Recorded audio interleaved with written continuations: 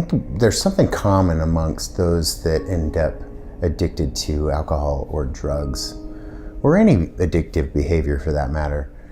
And it's sort of like an undertow of feeling not good enough. When I was first introduced to alcohol, I was about 17 years old, and that became my answer. It solved that problem temporarily. It helped me to feel good enough. Alcohol led to other experiments with drugs. Drugs and alcohol were a solution for a long time. They didn't become a problem until later. I was out mowing my lawn. Still remember the song I was listening to on my headphones when an unmarked vehicle pulled up to my curbside, and a man in a police uniform stepped out. He had a manila envelope in his hand, and he handed me the envelope and he said, "I recommend you get an attorney, have a nice day." To my surprise, I was being charged with multiple felonies.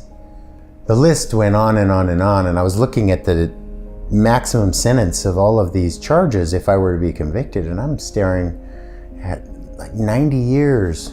You would think that would be enough to stop me from using, but the first thing I did was I called my dealer. I spent the better portion of the year of 2006 behind bars. I got so miserable inside. Yes, all of the external consequences happened. I was homeless, jobless, divorced, completely stripped away of any meaning or purpose. In fact, I welcomed death. I was so depressed and in such a dark place that there was no hope. There was no reason for me to get sober. The component that is needed for someone to change is the desire to want to do it. And the unexpected happened, and it was divine intervention. I learned that I was going to be a dad.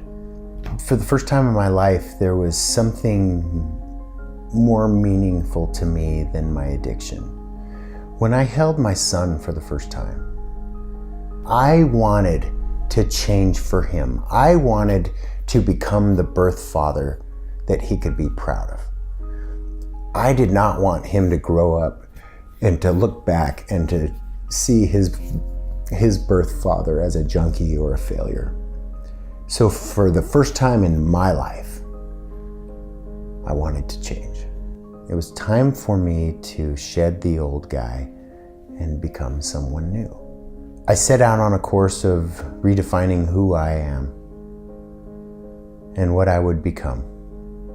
And I checked into a 12-step faith-based treatment program. Upon that foundation, I was able to really turn my will and my life over to this spiritual process. My life is dedicated to step 12. That is to take this new, restored, redeemed version of myself and turn back to help the next person to find this power, to take the Lord's hand and this person's hand and bring them back together, and to say, try again, and to hope and inspire them to walk the same road I walked through, is essentially what it's all about. That's what keeps me going. Everybody can recover. It doesn't take a rocket scientist to recover. It's a very simple process, but it's going to take a level of humility. It's going to take some open-mindedness. It's going to take willingness, and it's going to take a real hard, honest look at yourself. And through that process, you can become a new person.